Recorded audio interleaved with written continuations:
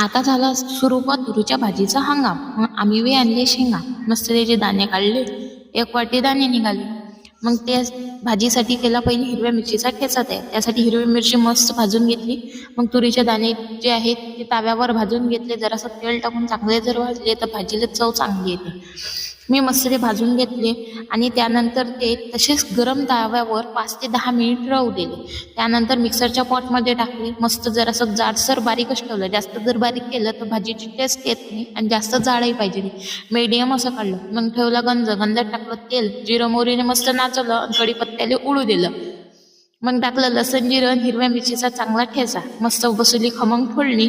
त्याच्यात टाकली हळद, चवीनुसार टाकलं मीठ, केलं चांगलं मिक्स. मग टाकला डाळीचा गोळ्याला चांगलं करून घेतलं मिक्स. त्याच्यात टाकलं थोडं पाणी, एकदम पाणी टाकलं नाही, जरा करून पाणी टाकायचं, म्हणजे चव चांगली येते, अंदाजही लागते. लय मोठं पाणी टाकलं तर चव येत नाही. अशी केली सोलेच्या भाजी तयार. आवडली असेल तर नक्की लाईक करा, शेअर करा.